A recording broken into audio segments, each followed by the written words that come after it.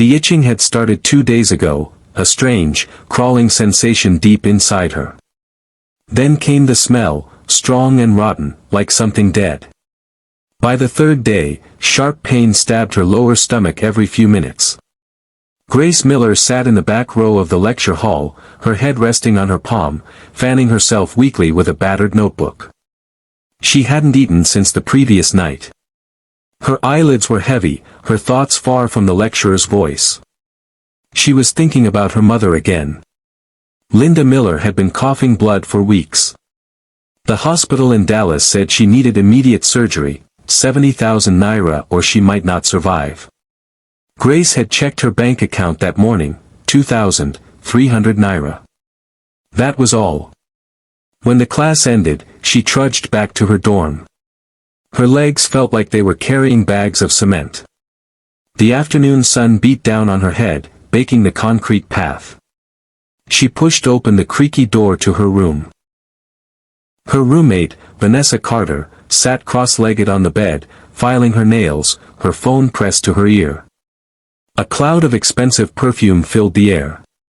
Vanessa's wigs always looked fresh out of the salon, her phone seemed to change every 2 months. "Girl." Vanessa smiled, ending her call. "You look like you want to collapse. You haven't eaten all day." Grace shook her head, too tired to answer fully. "No money." Vanessa set her nail file down.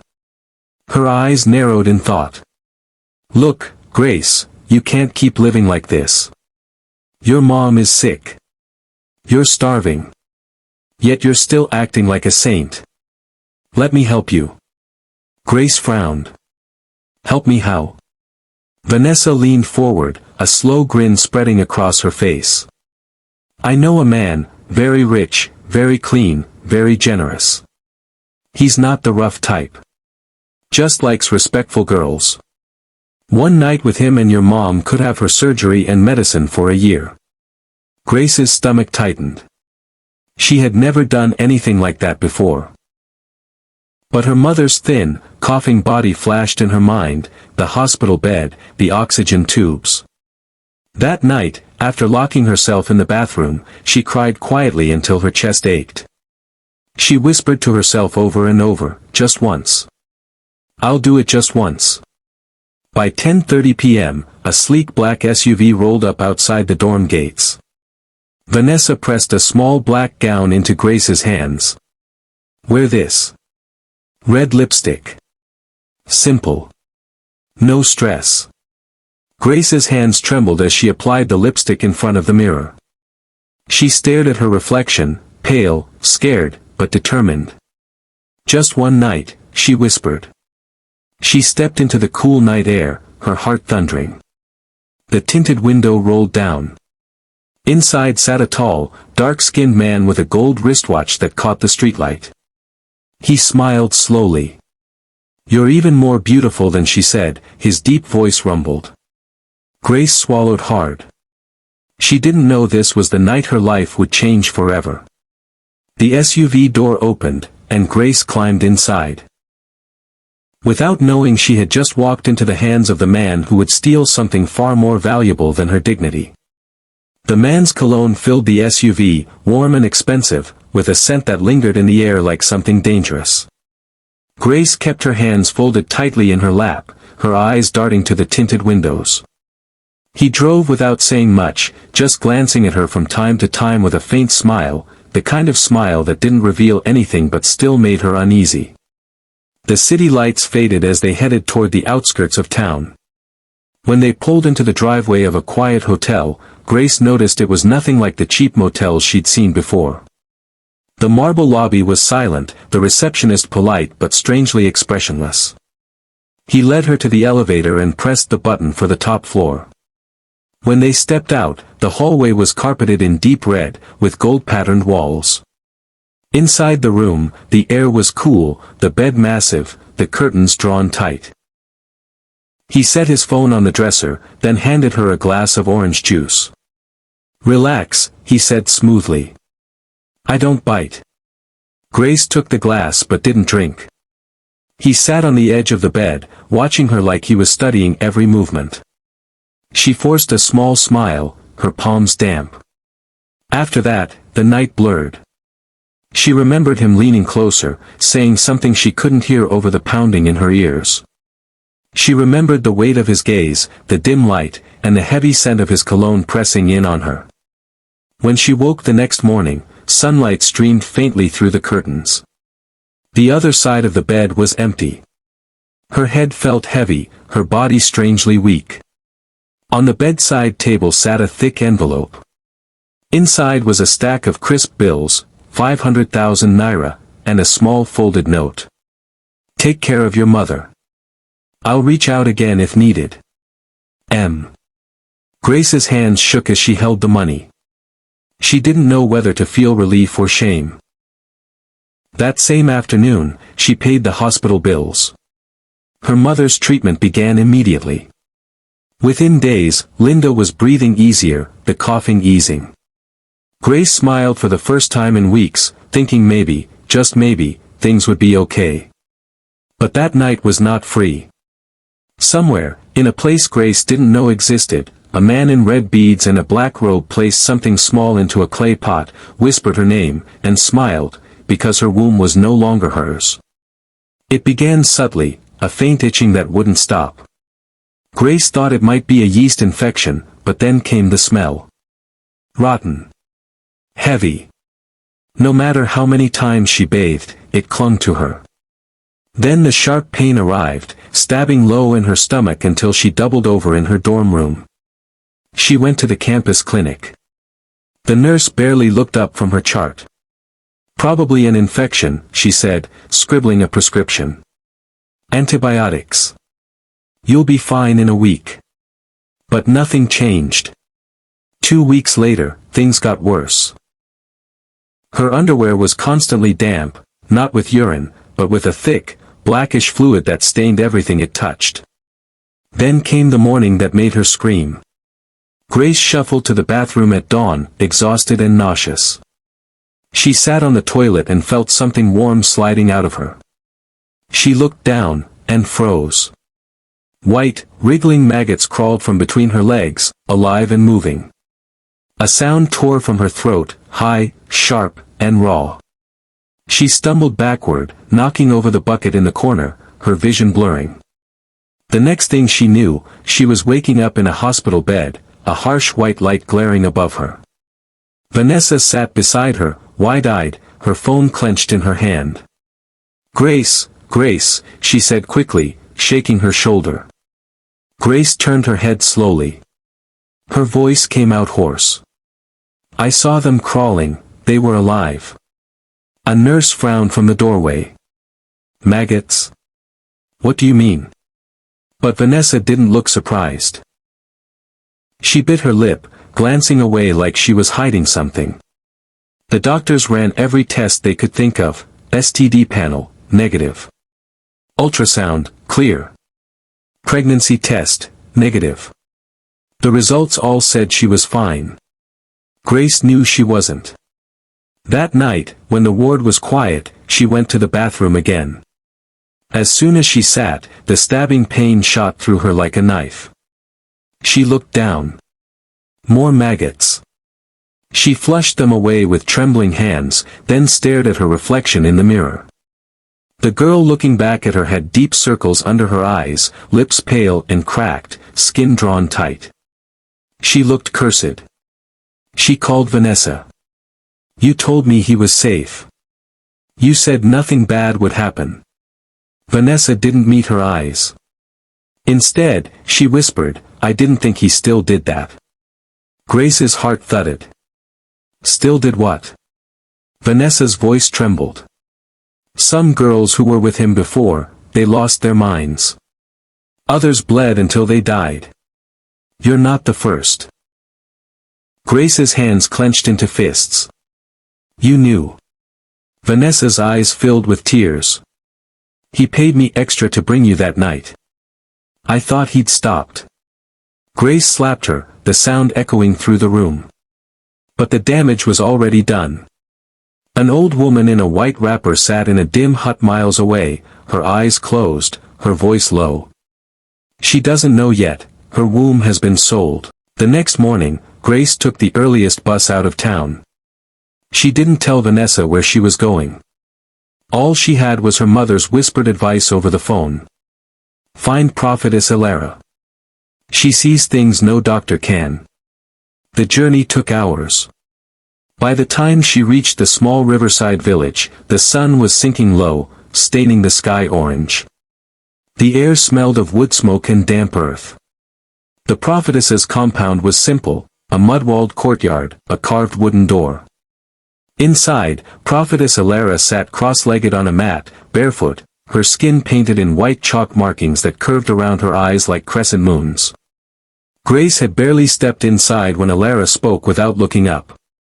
You carried a demon that night. Grace's breath caught. What? The prophetess opened her eyes, dark and steady. Your womb has been sold. Grace dropped to her knees. I didn't know, please. I just wanted to help my mom. Elara shook her head slowly. The man you were with is part of a powerful cult. They take women's wombs in exchange for wealth and political power. That night, they took yours. What you saw, the maggots, those are not of this world. They are signs from the spirit realm. Grace pressed a hand to her stomach. Can I get it back? There is one way, Elara said. But first, you must be cleansed. 3 nights in the sacred stream of Oshamira. The river that talks. If your spirit is strong, you will survive. If it is weak, you may not return. Grace swallowed hard. I'll go. That night, at 4 a.m., the village was still except for the distant croak of frogs and the rustle of leaves. Grace walked barefoot through the forest path with Elara and her helper, Naomi. They carried a calabash, a bottle of palm oil, a broom of palm fronds, and a single egg. The deeper they went, the colder it became. Grace's skin prickled. She'd never been in a forest at night before. When they reached the riverbank, Elara knelt, murmuring words in a language Grace didn't recognize. The wind picked up. Trees shook. The river swelled as if something beneath was rising to meet them. Remove your wrapper, Elara said. Step into the water. Let it touch your womb. Grace stepped into the icy river, teeth chattering. Elara threw the egg into the current and spoke loudly. If her womb was taken, let the river reveal it. The egg floated for a moment, then cracked open. Inside was thick, black liquid. Elara's face tightened. It is confirmed. Your womb is buried in the spirit world. She dipped the broom into the water and swept it in circles around Grace. A sudden burning pain tore through Grace's stomach. She cried out, doubling over. The spirit is angry, Elara said. But we must continue. Then, a deep voice rose from the water, low and echoing. She must return the price or remain cursed. Grace froze. What does that mean? Elara's voice dropped. The man who took your womb must return what he gained, or no ritual can save you. Grace's lips trembled. But I don't even know his real name. Elara's eyes narrowed. Then you must go back to the one who gave you to him, your friend. Grace returned to campus the next day, her legs still weak from the river ritual. Vanessa was sprawled on her bed scrolling through her phone when Grace walked in. Vanessa's eyes widened. You just left without saying anything. Where have you been? Grace shut the door, locked it, and stepped forward. Her voice was low but sharp. I need his name. His full name. Vanessa's smile faded. Grace, don't. Grace grabbed her shirt collar and yanked her forward. Give me his name, or I swear, if I die, I'll come back and drag you with me. Vanessa's eyes darted around the room like a trapped animal. Her lips trembled. I told you, he's dangerous. He doesn't like people talking about him. The last girl who tried to find him, she went insane. Grace's voice shook with rage. He already took everything from me. What else can he take? Vanessa's breathing quickened. Finally, she reached for a scrap of paper and scribbled 2 words. Chief Maxwell Harlow. Grace stared at the name, burning it into her mind. That night, she searched online, nothing. No Facebook. No Instagram. No LinkedIn. No company records. It was like he didn't exist.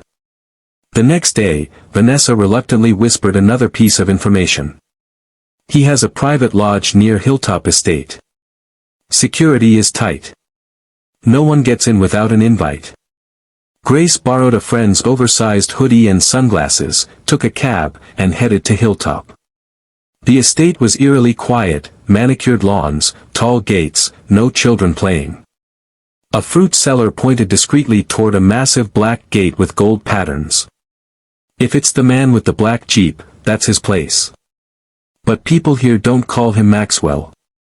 They call him Oduga. Grace approached the gate, heart pounding. 2 huge security guards stood there. I need to see Chief Maxwell, she said. Oduga. He knows me. One guard laughed. Do you have an appointment? No, but please. The other guard cut her off. This isn't a church. You don't walk in here without an invitation. They pushed her back and slammed the gate shut. Grace stood there for minutes, tears stinging her eyes. Not because she had failed, but because she knew the fight had only just begun. That night, she woke up screaming. She had dreamed she was lying in a coffin filled with maggots. Above her stood Maxwell, wearing red beads, smiling. He leaned down and whispered. I didn't just take your womb. I bought your destiny. She woke drenched in sweat. This is war, she said to herself. I'm going back to her. In a dark compound miles away, Maxwell sat in a red chair, holding a glass of palm wine. Behind him, candles flickered at a shrine. He murmured into the shadows, she's coming. Let her try. By sunrise, Grace was already on the bus heading back to Prophetess Ilara's village. She didn't eat. She didn't speak to anyone. When she stepped into the compound, Ilara was waiting outside, sitting on a low stool. She didn't smile.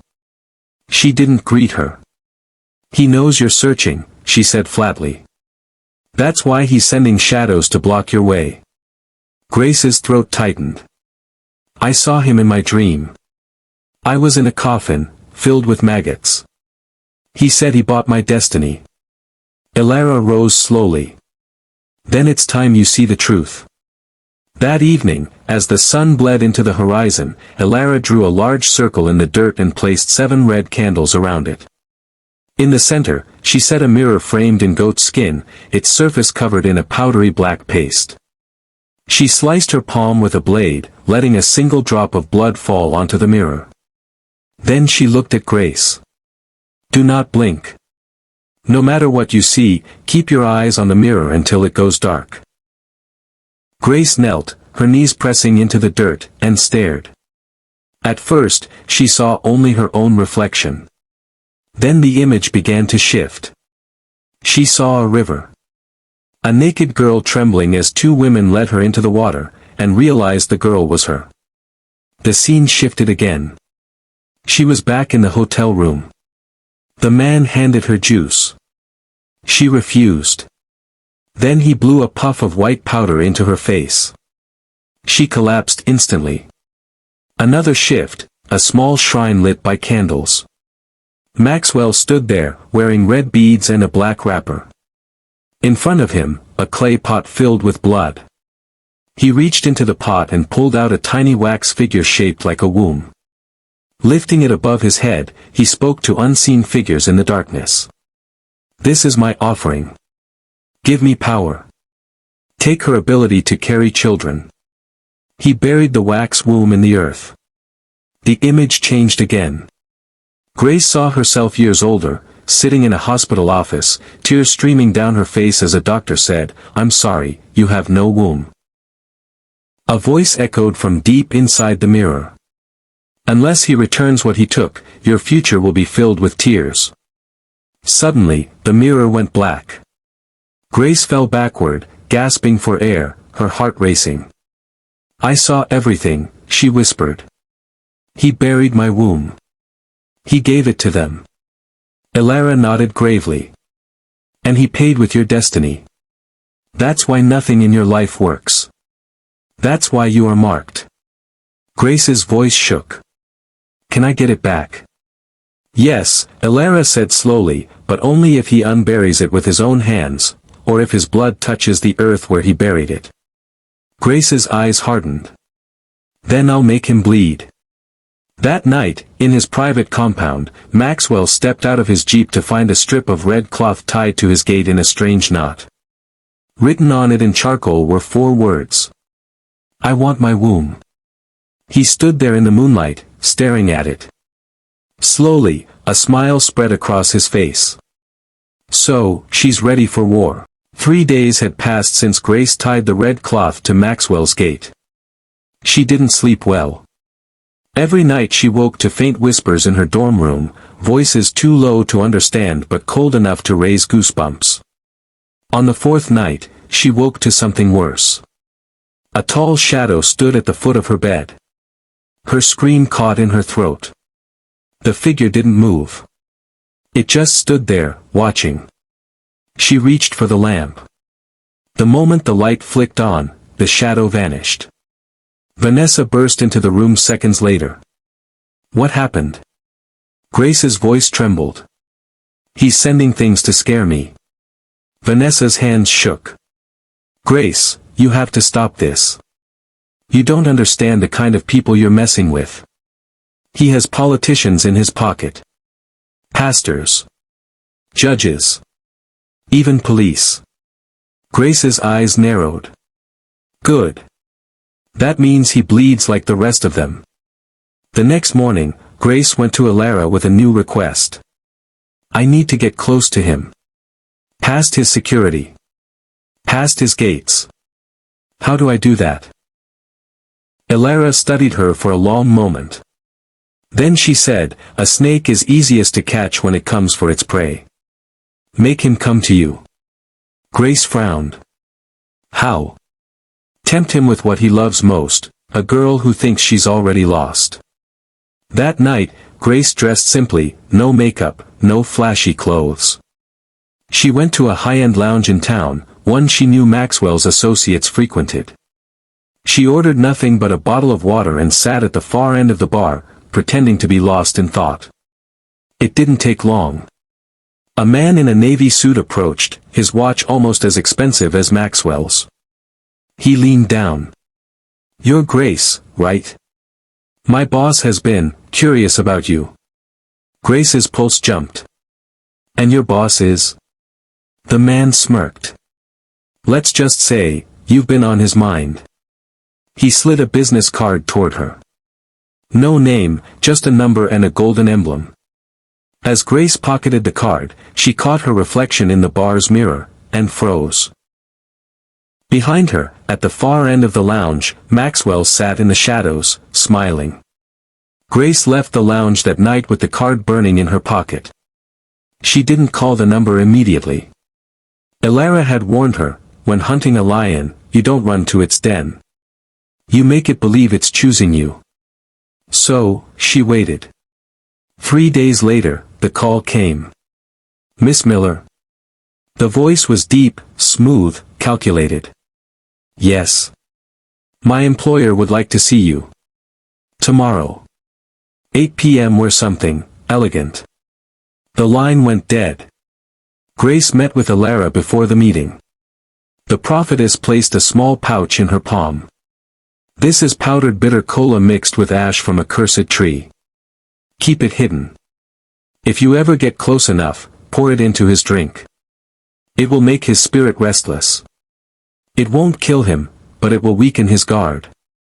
Grace nodded. And then? Then, you make him bleed.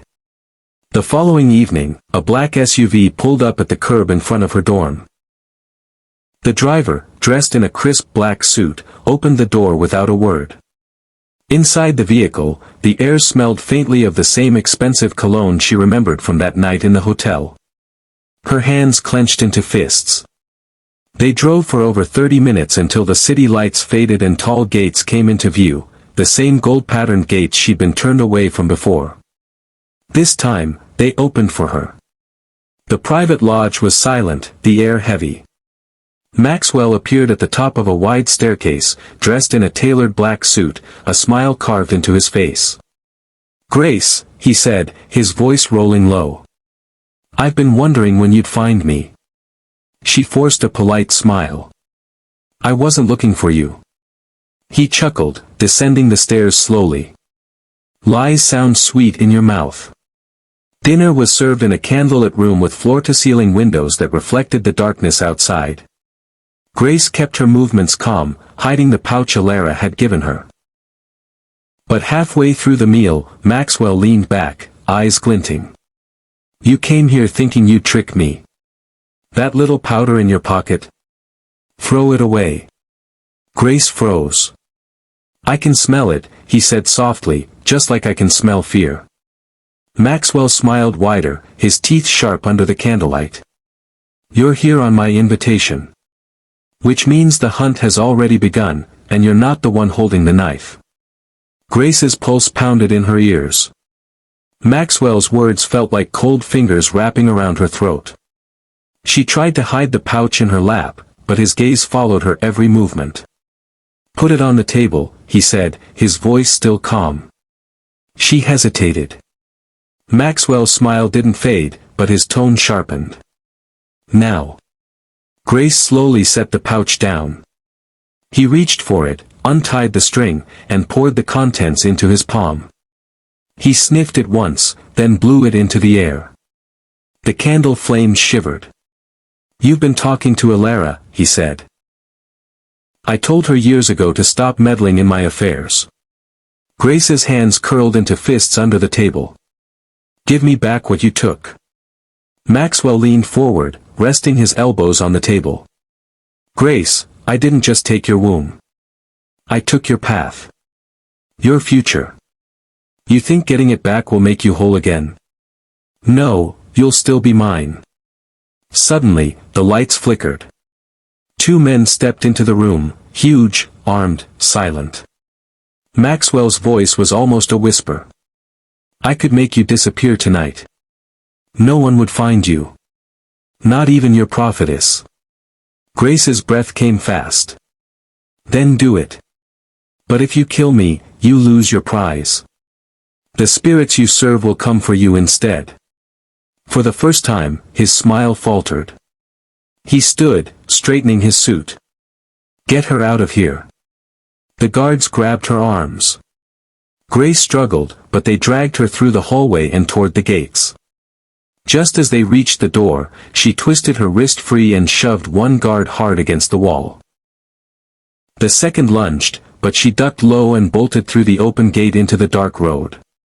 She ran until her lungs burned, not stopping until she reached a small roadside shop still open under the glow of a single bulb. She collapsed against the wall, trembling.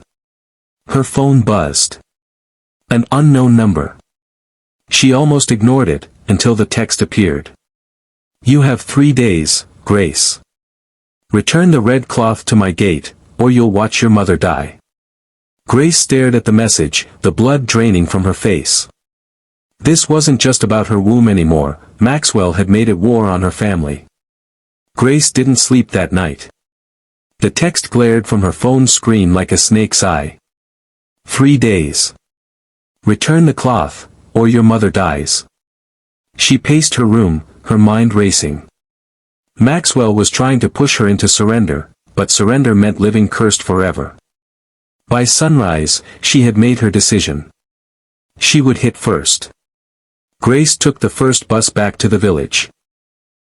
When she arrived, Prophetess Alara was already at the compound, grinding herbs. "He's threatened my mother," Grace said.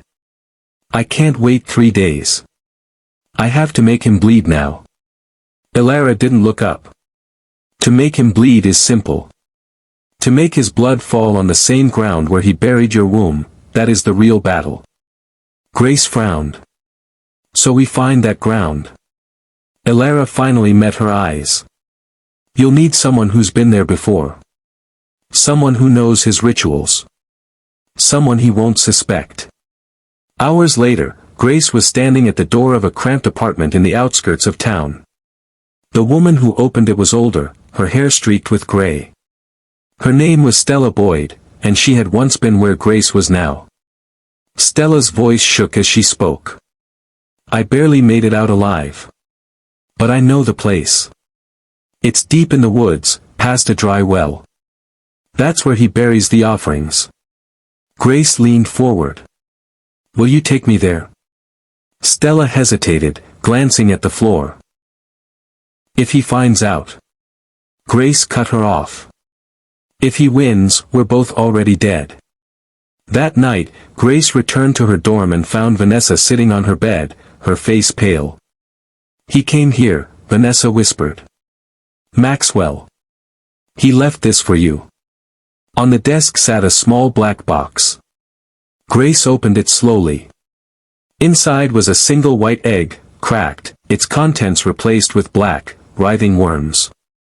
Grace closed the box, her jaw set. Tell him, she said to Vanessa, I'm bringing the cloth back to his gate, but I'm bringing something else with it. The next evening, Grace stood in front of Maxwell's gold-patterned gate, the red cloth folded neatly in her hand. 2 guards stepped forward immediately. I'm here for him, she said. Tell him I'm ready to return it. They exchanged a look, then opened the gate just enough for her to step inside. Maxwell was waiting in the courtyard, leaning casually against the hood of his black Jeep. His smile was slow, deliberate, the kind that made her skin crawl. You came, he said. Grace held out the red cloth. You wanted it. Here it is. But, you said you'd end the curse if I returned it. That means we meet on your ritual ground, right? Maxwell's eyes narrowed slightly. Why? Because I don't trust you, she said evenly. You could keep my womb buried and laugh while I walk away empty. For a long moment, he studied her face. Then he laughed, low and mocking. You're bold, Grace. I like that. Fine. Tomorrow night, I'll take you there. You'll see your womb before I decide your fate. Grace kept her face calm, but inside her chest, her heartbeat was a war drum. He had agreed. As soon as she was out of sight, she took a back route to Stella Boyd's apartment. He's taking me to the site tomorrow night, Grace said. You'll go ahead of us. Hide in the trees. Elara says when the time comes, we must spill his blood on that soil. Stella swallowed hard. And if he brings guards? Grace's voice hardened. Then we take them out first, or we don't come back at all. The next day dragged on like a slow drumbeat before a battle. Grace barely ate. She repacked the pouch Elara had given her, this time mixed with Stella's own concoction of ground pepper, salt, and crushed glass. By nightfall, she was standing at the gates again, dressed simply, her hair tied back. Maxwell's Jeep idled in the driveway, its headlights slicing through the darkness. He opened the passenger door. Ready? Grace stepped in without a word. The Jeep rolled out of the estate and into the unlit roads beyond town. Grace glanced in the side mirror and saw a second vehicle following, but it wasn't Maxwell's guards. It was Prophetess Elara. The Jeep rumbled down a narrow dirt path, deeper into the forest. Branches clawed at the windows. The air grew colder with every mile. Maxwell drove in silence, his hands steady on the wheel, the faint smirk never leaving his face. Grace kept her gaze forward, counting her breaths. After nearly 30 minutes, the trees thinned, revealing a small clearing lit only by the pale glow of the moon. In the center stood a dry, cracked well, surrounded by 7 flat stones. This, Maxwell said, stepping out, is where I keep my promises. Grace climbed out slowly, her fingers brushing the pouch hidden in her pocket. Her eyes scanned the shadows, somewhere in there, Stella was watching. Maxwell moved to one of the stones and crouched, brushing dirt away until a patch of darker, richer soil appeared. "Beneath here," he said, "is what you came for. But I never give without taking." Two of his guards stepped out from behind the trees, rifles slung across their backs. Grace's heart kicked hard against her ribs. She glanced toward the thicker shadows. Nothing. No sign of Stella. No sign of Alara. Maxwell straightened, stepping closer. "If you beg me right now, maybe I'll return it to you, intact." Grace forced a steady voice. "I didn't come to beg. I came to collect." She moved fast, pulling the pouch from her pocket and throwing its contents into his face. The powder exploded in the moonlight, stinging his eyes. He staggered back with a sharp growl. The guards moved instantly, one grabbing her arm. But from the shadows, Stella emerged, swinging a thick branch into the back of his head. He dropped. The second guard raised his rifle. A sharp whistle cut through the air, and Prophetess Alara stepped into the clearing, chanting words that seemed to make the air tremble. The guard froze, eyes wide, then collapsed as if yanked by invisible hands. Grace lunged at Maxwell, but he caught her wrist easily despite his stinging eyes. "You think you can outplay me?" he snarled. "Yes," she hissed, twisting free. She drew a small blade Alara had given her and slashed across his forearm. Blood welled instantly, dark in the moonlight. It splattered onto the cursed soil. The ground seemed to shudder. A deep, low moan rose from beneath, vibrating through Grace's bones. Maxwell's eyes widened for the first time. "What have you?" The soil cracked open. A black, waxen object, the shape of a womb, pushed upward, glistening. Alara stepped forward, her voice rising. "The offering is undone. Your power is broken." Maxwell stumbled back, clutching his arm, his smirk gone. "This isn't over," he spat, before bolting toward the trees. Grace fell to her knees as the wax object dissolved into the soil, a strange warmth flooding her body. For the first time in weeks, the pain in her stomach was gone. Alara's hand rested on her shoulder. "It is returned." Grace looked up, tears in her eyes. "Then he's mine now. Every step he takes, I'll be waiting."